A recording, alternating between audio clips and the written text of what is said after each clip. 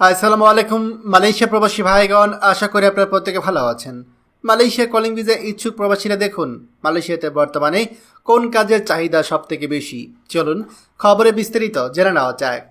প্রিয় মালয়েশিয়া প্রবাসী ভাইগণ, কলিং ভিসার আলোচনা চলছে, আর এই কলিং ভিসার আলোচনার মাঝখানে আমাদের মাঝে প্রচুর পরিমাণে প্রবাসীদের প্রশ্ন আসছে যে ভাই, মালয়েশিয়াতে কোন কাজের চাহিদা বেশি বা কোন কাজগুলোতে মালয়েশিয়াতে আসলে আমরা ভালো করতে পারবো, এমন প্রশ্ন আপনাদের মধ্যে থাকে।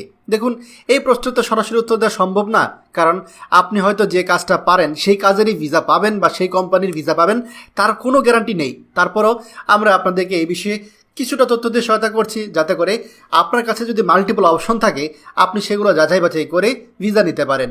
দেখুন, এশিয়ার দ্রুত উন্নয়নশীল দেশের মধ্যে মালয়েশিয়া সব থেকে এগিয়ে রয়েছে।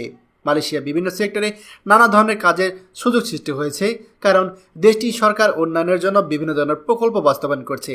মালয়েশিয়াতে আপনার কাজের ভিসা নিয়ে যারা যেতে আগ্রহী, সেখানে আপনাদেরকে একটা জিনিস চিন্তা করতে হবে, আপনি মালয়েশিয়ার কোন সেক্টরে কাজে যাচ্ছেন। সার্ভিস সেক্টরে যাচ্ছেন, কনস্ট্রাকশন সেক্টরে যাচ্ছেন, নাকি এগ্রিকালচার সেক্টরে যাচ্ছেন, সেটা হচ্ছে বড় বিষয়।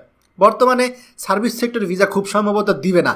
যদি সার্ভিস সেক্টরে ভিসা দেয়, তাহলে চোখ বন্ধ করে আপনি সার্ভিস সেক্টর ভিসা নিয়ে নেবেন, কারণ সার্ভিস সেক্টর ভিসা নিলে আপনি অনেক ভালো কিছু করতে পারবেন।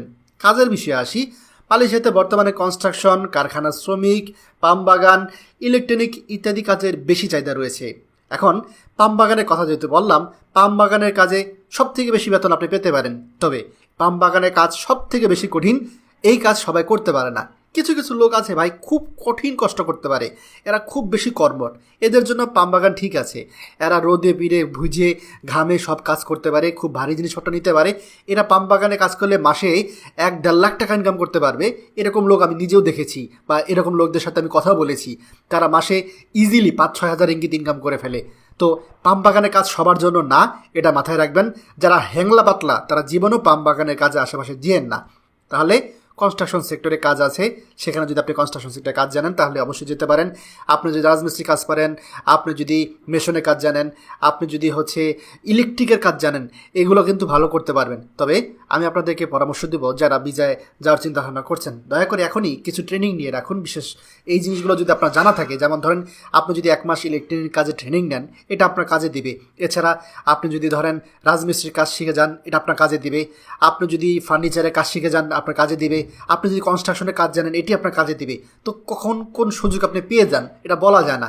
এমন যদি হয় যে মালয়েশিয়া যাওয়ার পরে আপনি কলিং ভিসায় গিয়েছেন, কিছুদিন পরে হয়তো মালয়েশিয়াতে আপনাকে হয়তো কোম্পানি চেঞ্জ করার সুযোগ দিতে পারে। তখন যদি আপনি একটা ভালো কাজ পেয়ে যান, এই যে কাজগুলো আপনি জানেন, তাহলে কিন্তু আপনি সেখানে গিয়ে ইজিলি ট্রান্সফার হতে পারবেন।